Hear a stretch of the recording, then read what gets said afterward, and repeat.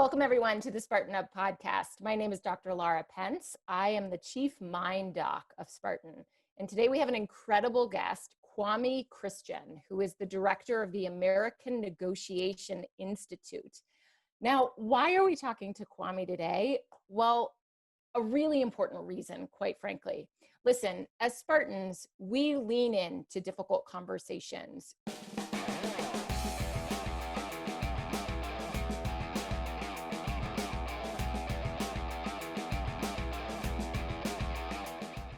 This episode of Spartan Up is brought to you by DUROLANE, a single injection that may provide up to 6 months relief from osteoarthritis knee pain. Risks can include general knee pain and pain at the injection site. You can see full prescribing information at durolane.com. As Spartans, we lean into difficult conversations. We overcome obstacles through our body to demonstrate that we can move into challenges and move through them and come out on the other end greater, smarter, more wise, more courageous, and more resilient. And if there's anybody to talk to us about how to have a difficult and hard conversation, it's Kwame. Literally, his organization works to empower people to negotiate anything and to have those difficult conversations because greatness lies on the other side of them. And right now, we are at a time in our country where we must have difficult conversations about racial injustice and the ways that we can all come together. And so I'm thrilled and super excited to have Kwame on today. And Kwame, I'm going to bring you in immediately and ask you, listen, you posted something on your Facebook page which sort of indicated your own vulnerability around talking about this. And I'm wondering if maybe we could start there today. So I am serving as a reluctant leader here on this topic because back before I was practicing business law and started the American Negotiation Institute, I did civil rights work. And so I was focusing on health equity and criminal justice and doing things like implicit bias trainings for lawyers and police officers and things like that. And I got burnt out. It was just emotionally draining to constantly focus on some of the darkest parts of American society. And so I just completely disconnected. I said, listen, I want to get as far away from this as possible.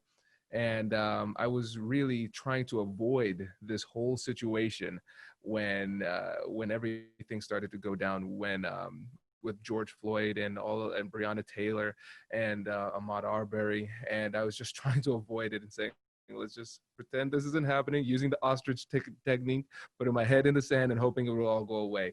But I realized that, again, the motto of the American Negotiation Institute is the best things in life are on the other side of difficult conversations. And so with that, my goal is to help people to have those difficult conversations so they can start to live the best version of their lives. And my absence was hurting people on the topic. And I realized that given my background in conflict resolution and negotiation, mixed with my background in civil rights, I'm uniquely positioned to speak to it. And so as soon as I started to lean in, as you said, people started to respond. And what was that like for you, just out of curiosity, emotionally? Was there fear there, or because of your own expertise, was it easy for you to begin to have that conversation yourself? Now, so there was, I wouldn't say it's necessarily fear per se. It was just high levels of discomfort. Because once you get into it, the fundamentals of persuasion and conflict resolution, they're all the same. It doesn't really matter the context. The principles are the same, which is refreshing. So once I got into it and I was getting to talk to people and they were asking me questions, everything kind of flowed. And the thing was, when I first posted about this, I said, hey, I'll do this open conversation for free, treat it like a town hall type of thing. And I said to myself, listen, okay, my wife called me out on this. She was right. I'm going to do my job here. I'm going to check that box and that'll be it. I'll talk to about 30 or 40 people. How hard could that be? And I told them, listen, I'm here for you. I will stay here as long as you need. I'll do a short presentation and then I will stay until literally every single question is answered. So then a couple days later, we have over 1,000 people registered for this thing. And I spent over 3 hours answering people's questions on what was supposed to be a relaxing Friday afternoon. And there's a part of it though that I love so much, which is that you said, you know, that your absence indicate you were needed, right? And I think it's such a great demonstration of that by how many people showed up, right? Like you thought it was going to be 30 to 40 and it ended up being this wild number. So I'm curious from your perspective, what are people having a difficult time with right now? What is, you know, out of the questions you received and just from your own perspective, where are people getting the most stuck in leaning into this difficult conversation? So I'd say it's two main things. So let's make it into two broad categories. The first category is going to be comprised of people who are actively involved in these conversations. They're talking to people, they're trying to advocate for change and whatnot. So that's one group of people. And those people are struggling with figuring out how they can turn their passion into persuasion. They know what they want to say, they know the goals that they want to accomplish, but they don't know how to frame what they're saying persuasively. Now, in the other camp, there's going to be a group of people who are looking at from the sidelines and they're saying, wow, I want to do something. I want to say something, but I don't know what to do. I don't know what to say. I don't feel like I have a voice in this, and this is incredibly awkward. So I'm just going to stay on the sideline. And so for them, the goal is to give them the tools to actually have the conversation, help them to know what to say, how to say it, and create the connection and the change that they want to see. I love that. I think it's so important to recognize that even individuals who have, you know, recognized the need for this conversation and maybe been having it for quite some time. I love that you said that the struggle they're up against is turning passion into persuasion. I think that's so important for our listeners to hear, because I think from my perspective as a psychologist, and I have, you know, I have certainly my own exposure and experience to leaning into difficult conversations in the therapeutic space, right? With clients who maybe don't want to talk about things that are really difficult for them or want to avoid the sessions when we know painful topics are going to come up. But I think something that's so key there is almost tapping into the common humanity of this is hard for almost everyone. I think that piece is really interesting. So I'm wondering if maybe we could start a little bit with the basics here, Kwame. And I've heard this from a lot of my friends and individuals that I work with, that so many people are afraid of where to start because they don't even know the language to use. They don't know whether or not to say Black, person of color, African American. So can you just quickly, or not quickly, kind of walk us through, you know, what is appropriate right now? Yes. So first of all, what I would say is this: the three terms that you used, perfectly fine. That's fine, right? And before we even get into the specifics of the semantics, I think it's important to say that we have to kind of do a little bit of self-reflection to see what it is exactly that's holding us back, really. Because yeah, it could be the semantics, but a quick Google search could probably figure that out. What is it really? It's a deeper fear. It's a deeper fear. And so we create these excuses that hold us back. Some people from Spartan might say, Kwame, why haven't you done an OCR? And I say, well, you know, I have my excuses. Not a single one of them are legit, right? And so that's the first thing I want to say. And then when it comes to the words that you use, person of color, fantastic. African American, fantastic. Black, fantastic. And I think one thing that's important to recognize, person of color is just generalized. So anybody who is non-white, pretty much, that's what that means. African American is important to recognize that that is a cultural distinction. So I don't self-identify as an African American because my family's from the Caribbean. I'm a Caribbean American. And so, but I would readily accept Black, right? And so when it comes to using the term Black, you're good when you use that term, but I think it depends on whether or not you put an article before it. It just sounds worse. A Black or the Blacks. You see how that kind of changes the tone about it. But otherwise, I just want to make sure that people understand the takeaway point is don't overthink it and don't let the semantics be the thing that holds you back. You know, going back to your example of why haven't you done a Spartan race? You know, I think for individuals there's that easy excuse, right? Of well, there's not one in my area, or, they're on the weekends and I like to be with friends. So I love that you said that really, in so many ways, it starts with self-awareness and maybe a little bit of a deeper dive of what is it that you're really uncomfortable with here, or what are some of the barriers that are preventing you from just starting and beginning. So I think that's a really important piece that I hope listeners hear, is that, don't let something like that become a barrier. As you said, you could probably find on Google super quickly. But also I think asking individuals could be another place to start too. So Kwame, I'm curious, where, for those individuals that really have never had these conversations, or are just beginning to kind of open their eyes for the need to lean in and have these conversations, where do they even start? Yeah, that's a great question. And I have a really simple framework that people can use. And it's a framework that you can use at work, at home, in these difficult conversations, in your business negotiations, anywhere. And so it's called the Compassionate Curiosity Framework. And I came up with it for my book, which used to be called Nobody Will Play With Me, as you can see behind me. But we're rebranding it to Finding Confidence in Conflict, How to Negotiate Anything and Live Your Best Life, because that's more on brand. And so the steps of the framework are really, really simple. Number one, acknowledge and validate emotions. Number two, get curious with compassion. And number three, engage in joint problem solving. That's it. And so anytime you see the specter of an emotion that might become problematic in a conversation, you acknowledge that emotion. Then you get curious with compassion. And so you use the term compassion really to moderate your tone. So you're asking open-ended questions, gathering information, and you're doing it in a way that's non-threatening. Because you can be curious as a prosecutor doing a cross-examination. You're going to get very different responses if you add a little compassion into the process too. And then the last step is joint problem solving. So this is when we're trading proposals, talking about what works, what doesn't work, those type of things. And a lot of times in these conversations about race, we're not solving any type of problem.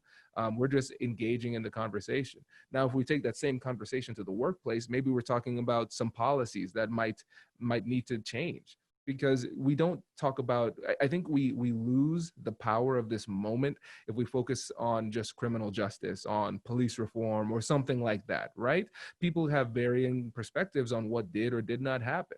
And so don't get bogged down in that. Talk about what you can do in your own world to create change. And maybe it's in your organization, finding ways to create a more inclusive environment or whatever it might be. But you can use this process to have the conversation.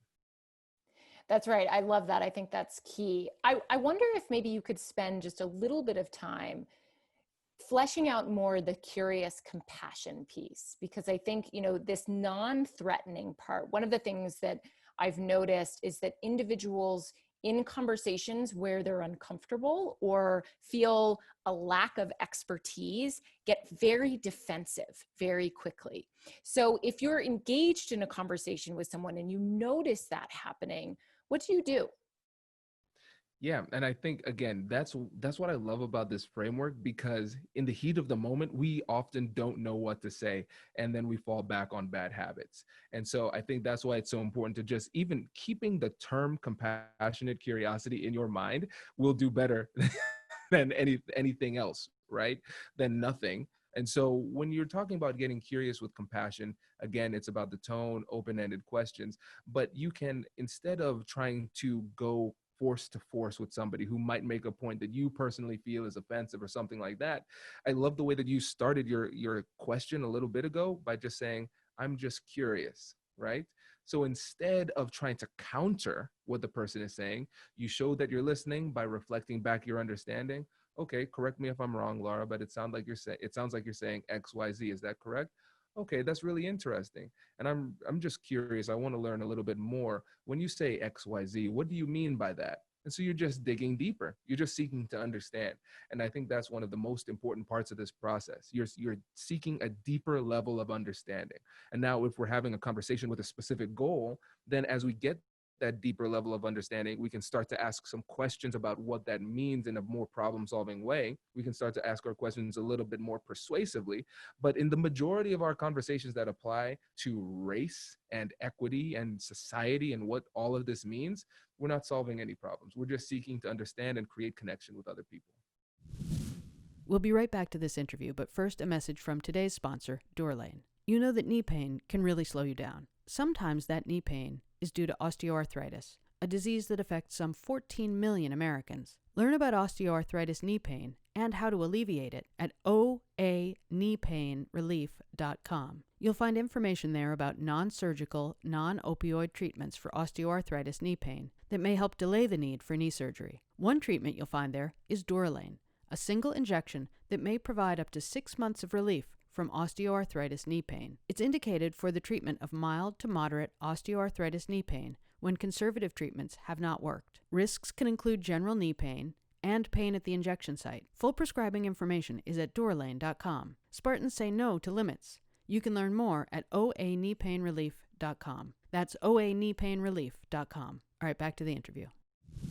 So I'm curious, there I go again. But from your perspective, what would you say to somebody who's listening to this and thinking to themselves, you know, I feel like I do a pretty good job of understanding that there's racial disparity in this country. I don't feel like I need to have these conversations.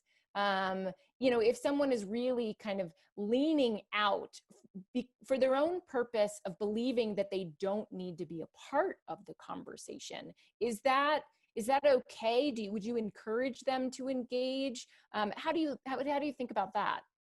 So 3 points on that. So point number one, when I was going through school, I wanted to be what you currently are, which is in psychology. So my undergrad degree is in psychology. So I want to introduce a term called moral licensing. And so that's the second point. So when you talk about moral licensing, what does this mean? So a lot of the people who listen to this show are interested in fitness in general. So let's use this as an example. So let's say I am trying to cut weight for an event or something like that. And I have a really, really great workout. You say, man, I had a fantastic workout. I must have burned like 800,000 calories. This is incredible.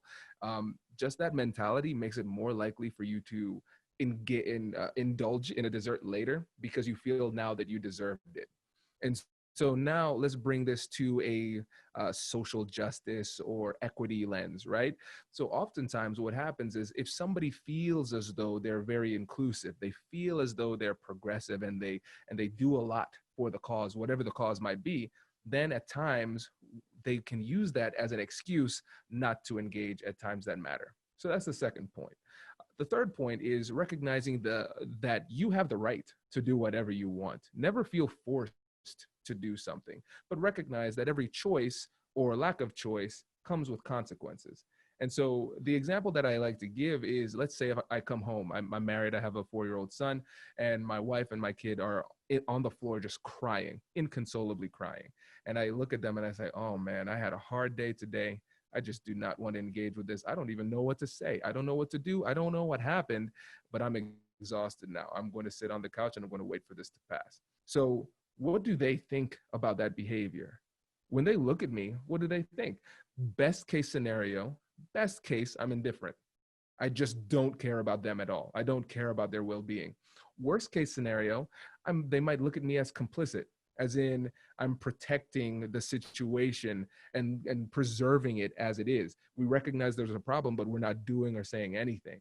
And so are either of those things true? Not necessarily, but it's about the perception. And so if we care about the relationship of people who might be suffering or in some kind of pain, we need to do something just to show solidarity to them, because if not, the consequence could potentially be that they misinterpret the lack of action as something much worse. I think that's a great point. And I want to remind our Spartans who are listening and might have thought that, you know, might even be about to turn off this podcast because they're like, I think I'm good. I don't think this is for me. That, you know, we do the hard stuff and like we remain in the ice bath, right? We sit in the uncomfortable for the purpose of getting better. And when we know better, we do better. So Kwame, how much do semantics matter when we're having conversations? And I'll give you an example. So I have a friend who normally says, don't engage on Facebook, and don't engage with that person when they're being disrespectful or spouting out things that are insensitive. And it's really interesting because that word engage for him means something different than it does for me. He thinks of it like rules of engagement, like going to war, and I think of it like entering the arena of a relationship. And I'm curious, like, does it matter when we even think in our own mind what we're about to do? Does the language matter, or does how we think about having that conversation matter? So for example, if we think I'm going to go into this conversation with the purpose of convincing this person that my opinion is right, does that set us up for something that's not going to go so well? Yeah, and you're really focusing in on something that's really important. The intent that you bring to the table is going to be really important, because that is going to guide the way that you approach these conversations. And so let's talk about online conversations first of all, and let's begin with the fact that they are just horrible. I can't even think of a better word. Horrible is what I'm going with. So here's the thing. I think one of the things we need to focus on is, what is our goal? What is our goal? Because there's going to be a distinction between accountability and shame. And so I'm not saying that we give people a pass. People should be held accountable for what they do or do not do. But there's a difference between an approach that holds somebody accountable and an approach that triggers shame. And if you trigger shame, thinking back to the studies of Brene Brown, when you trigger shame, you cause people to recoil. They're pulling back. They're not engaging. And so now they're not entering the conversation. Also, when you trigger somebody's shame, they're focusing on how bad you made them feel, not their actions. There's a difference between guilt and shame. And sometimes if you approach it the wrong way, you trigger shame, not guilt, not good. And so one of the questions you have to ask yourself is, am I calling somebody out or am I calling them in? If my goal is to actually persuade somebody and change their behavior, if I call them out in person or in public, what ends up happening is that they become more entrenched in their views. It doesn't matter who's right or who's wrong anymore. It's about me versus you. You were a jerk to me, so I'm not going to lose publicly to you. And so instead, if you call somebody in, now you can have a private conversation. Now, if they recognize they need to backtrack, it's okay, because it's not a threat to their identity and their public standing. And so if you're trying to engage online, which I think is an admirable thing, kudos to you. I won't do it, but you go ahead. If you want to do it, just recognize what your goal is. You're going to have a lot more change if you call them in and have a private conversation versus calling them out publicly. I use the phrase, instead of calling people out, can we call people up? But I love calling in, because the image of actually like inviting somebody into a conversation, I think it's very similar to, hey, I want to talk with you, rather than, hey, I want to talk to you. I use that with my kids, and I notice that even when I say just that tiny word, like, I'd like to talk with you about this, completely shifts the dynamic and their own expectation of really what this is going to be. I want to talk to you is, I'm mad and you've done something wrong. I want to talk with you is, let's have a conversation here. So I love that idea of calling them in. One more question, really sort of specific.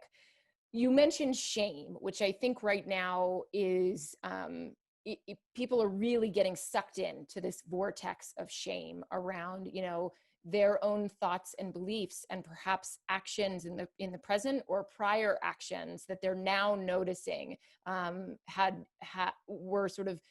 threads of racism within them. And I think one of the things that people are having a difficult time with is when they experience that shame in conversation, they shut down, right? And so when you're in conversation with someone and you notice that the individual who you're with shut down, maybe saying something like, well, I'll just never understand, or I can't believe I've done these horrible things, and really put up that barrier and that wall. I guess from two sides, if you're having the conversation with that person, what do you do? And if you are that person, what do you do? Great question. And I feel like you're teeing this up for me for the compassionate curiosity framework here, because what do we do? Hey, I'm having a conversation. I recognize that they shut down. That's an emotional response. The thing about the framework, first, acknowledge and validate emotions, get curious with compassion, joint problem solving. No matter where you are in the framework, you know exactly what to do. I need more information. I ask some questions. Okay, I have enough information, no emotional issues, then I transition to joint problem solving. I'm in joint problem solving, they start to shut down. That's an emotional response. We acknowledge and validate. And so, what I would say is, Lara, it seems as though this is really frustrating to you, right? Once you acknowledge that emotion, here's the thing, it's a win win situation. Not win win in the traditional negotiation parlance. I'm not a fan of that term. I think it's too limiting, but win win in terms of you can't lose when you do it. Because either one, you acknowledge the emotion, you're right, and they say yes. When somebody feels seen, they say yes, and then they feel the need to explain a little bit more because people like to be understood. Now, if you acknowledge it and you're wrong, what are they going to do? They're going to correct you because people like to be understood. They hate being mislabeled. And then they acknowledge the emotion for you and you win. And so here's the thing. You need to acknowledge that emotion in order to overcome the emotional barrier. A lot of times what we do is we see the emotion and we say, ooh, that's touchy. I don't want to touch that at all. And so we pretend it's not there. It most certainly is. It most certainly is. And it's going to be a barrier for you throughout the conversation. So if you recognize somebody else is shutting down, you need to open them back up by acknowledging that emotion. Or even saying something like, it doesn't seem like you really want to talk about this right now. Same thing, right? And so then on the other side, if you're the person who's shutting down, if you're experiencing a little bit of shame, I'm a fan of candor in these conversations. If you're emotional, remember what's happening. So if you're emotional, this is a limbic response. It's your amygdala at work. Your amygdala is not known for high level reasoning. Okay. And so if you're having that limbic response, you're not at your psychological best. And so what I would suggest doing is I would acknowledge that for the other person. I'll say, listen, this conversation really brought up a lot of stuff for me and I need to process. And so I need to think about this before I really engage a little bit further. So if you don't mind, can we table this conversation, schedule another one? Maybe we could pick this up tomorrow. I'm not running away from this conversation, but I just want to make sure that I'm my best self and you've presented some stuff to me that makes me realize I need to do some deep thinking. And usually people are willing to respect that. I am a big advocate of what I call micro negotiations. You reach a certain point in the negotiation, and then you say, listen, I've accomplished what I've come to accomplish, or as much as I possibly can. Maybe I should break it up given the emotional barriers that I'm facing or the other person's facing, and just accept the progress that I've made today and move on to another day. You're not running away from the conversation, but you recognize that the barrier is a little bit too great right now. And so I do that all the time. And usually if people, I've never had a situation where somebody's like, no, Kwame, you're talking right now. That's never happened to me before. But hypothetically, if it does, I would just say, listen, if you still need to continue this conversation, I'm here to listen. But I don't think I'm in a place where I can contribute any more to the conversation. But I'll definitely be here to listen as long as you need to be. The micro negotiation, you are talking my language, let me tell you. I think too, one of the areas, and I know I've totally gotten sucked into this, is, you see someone sort of beginning to shift their perspective within the conversation, and you want to keep going. You want to like accomplish all you can and change their mind and make the world a better place. And, I think there's so much to be said for the power of planting the seed versus like the power of completely shifting the perspective. So I love that term, micro negotiation. And I'm wondering too, like, how do we weave this conversation in, and how do we weave those the framework in conversations with kids? Does it apply there as well? Absolutely. I tell you, with my 4-year-old, 4-year-olds are limited, but Kai essentially parents himself. I rarely need to make a specific request from him or chastise him in a specific way. And so I use the exact same thing. So if he's upset, he might be upset and he does something wrong. Remember, kids are going to have those types of responses because their frontal lobe isn't developed. So they're just pure amygdala. That's all they can do in a lot of situations. And so it seems as though you're upset right now. Okay, what happened? How are you feeling? So you bring them through that, acknowledge the emotion and bring them through it. Now, when we're talking about race, I think it depends on the age. For me, I want to maintain Kai's innocence a little bit as longer. At 4, I'm not prepared to introduce him to those types of things. I'm not sure when it would be for him, but I don't feel like he's ready yet. But let's talk about a teenager, somebody who's, or a 7th grader, a 5th grader, 3rd grader. They can process this. They know what's happening. And even if you shield them from this in your home, their friends are going to tell them. And so here's the thing. Do you want their friends to be the ones educating them on these major issues, or you? Most likely you. And so in this situation, what I would say is I'd bring it up. I would say, listen, this is what happened. They probably already know because they're connected on their devices. So what do you think about that? Then you gauge their response. Yeah, it seems like this really bothered you. Yeah, tell me more about that. Okay, so what do you think happened? What do you think should have happened? Okay, and why do you think this happened? That's right. So given our position where we are in our community, what do you think are some things that we could do to make things better? Okay, that's a good idea. What else? Okay, good. Well, maybe we can have a conversation about with the family and figure out what we can do together to create change. You think that'll be a good idea? Good.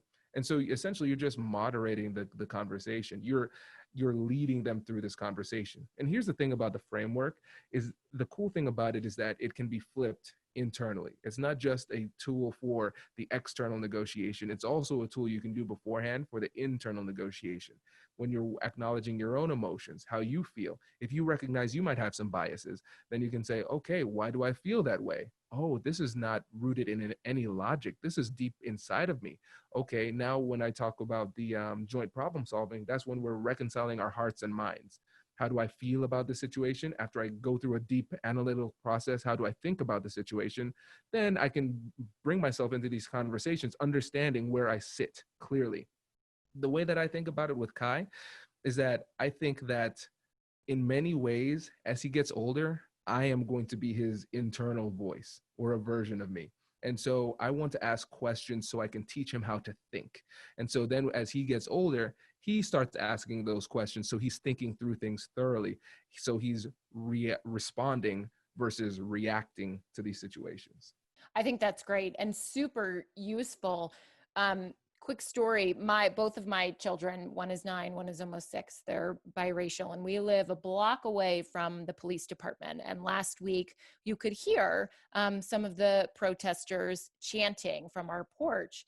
And one of our oldest son was asking what's going on. And in that moment, I got sort of this flood of emotions, both fear, but then also kind of anxious anticipation, like, okay, we're going to talk about this. And I want to remind our listeners that, like, it's those moments when we have that fear and, you know, the uncertainty or the unknown.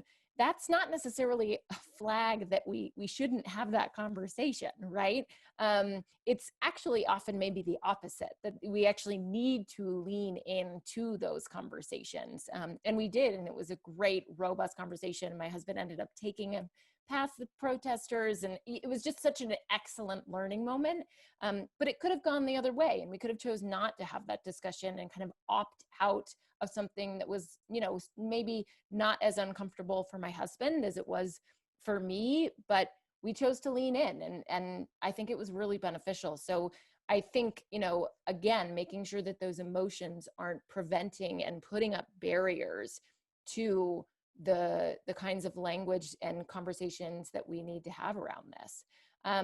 So we're about out of time, and I'm wondering if maybe you could give our listeners, you know, what are your top 3 tools for moving forward and, you know, entering this arena of difficult conversation? I'm just sort of putting a big blanket on it, but what would be 3 things that you would encourage them to do?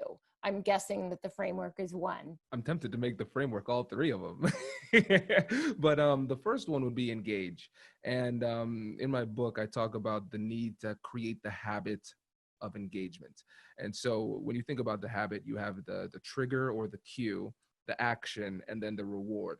And then throughout our lives, what we've been doing is we've been having the trigger, which is that emotion, like you mentioned, Laura, the emotion that kind of says, "Ooh, this is a difficult conversation." Then the action is to get away from it. And then the reward is that you did not have the conversation. But the thing is that habit is very short term. It doesn't extend the perspective beyond that. And so you don't recognize the damage that's caused after the fact. You just focus on that short term reward. So we need to replace that habit. You can't just get rid of a habit. You have to replace it with a good habit. So we're going to use that exact same cue or trigger, which is the feeling of that difficult impending conversation. And then what we do is the action would be to have the conversation. And then the reward would be, using your example, now you feel a lot closer to your children. This is something that they're going to look back on and remember. And so you're strengthening the relationship. And so if you keep on doing that, you're going to develop that habit of engagement, but it starts with action. You have to start doing that. That's the first thing. Then, of course, the compassionate curiosity framework. You should check out the book and also the podcast, Negotiate Anything, where we talk about how you can use the framework and other tools in your personal life and the business world. And then the last one, I think, again, just recognize this really, really important point. Like I mentioned in the beginning, the best things in life are on the other side of difficult conversations. And when we look at conflict, we have to recognize that conflict is an opportunity.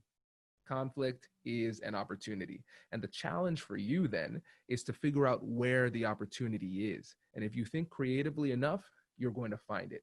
And just that shift in mindset is going to make you more willing to engage, which leads you to get that habit of engagement, which gives you an opportunity to use the framework and strengthen relationships and live the best version of your life. That's awesome. I love that last piece of opportunity. You know, at Spartan, we're really about how do we shift our perspective so that what may first seem as a threat really becomes an opportunity. And I think this is one of those incredible examples where in so many ways our comfort level, our level of knowledge is in question for some people. And rather than seeing that as a threat, what if we all saw that as this incredible opportunity? I think that I love that piece. I think that's a great place. So just anything else, Kwame, that you want to end with, anything that, is just near and dear that you want to share with our audience? Yeah, just connect with me. That's really it. Connect with me. So check out the podcast, Negotiate Anything. It's the top ranked negotiation podcast in the world. Check out the recently rebranded book. It's going to be Finding Confidence in Conflict, How to Negotiate Anything and Live Your Best Life. And then also, I'm very, very active on LinkedIn. Reach out to me on LinkedIn. I have this promise. I will keeping this promise as long as I can. Everybody who reaches out to me gets a personal message from me. And I want to stay as active as possible. Now, listen, I cannot guarantee when that message will occur. Okay, it will take some time, but the promise still remains. That's wonderful. Kwame, I am so grateful for you and your wisdom and your contribution to this conversation, giving us the tools and the skills that we need to enter into it with maybe just a touch more confidence than we had before. So thank you so much for being here. We're psyched to have you as part of our Spartan community. You are a gem. Thank you very much. It was a pleasure. Thanks for listening. We have one more resource to share with you. Kwame has asked us to share the link to his downloadable guide for conversations about race. You can find it at AmericanNegotiationInstitute.com/justice. One more time, that's AmericanNegotiationInstitute.com/justice. If you like the show, I hope you'll help us get the word out. We're here every week to help you be more resilient, to grow stronger, better, and more successful every day. You can help us get the word out by subscribing, commenting, and telling your friends about the show. Now, go do the hard things that will lead to a better life, and we'll see you next week. This episode of Spartan Up is brought to you by DUROLANE, a single injection that may provide up to 6 months relief from osteoarthritis knee pain. Risks can include general knee pain and pain at the injection site. You can see full prescribing information at DUROLANE.com.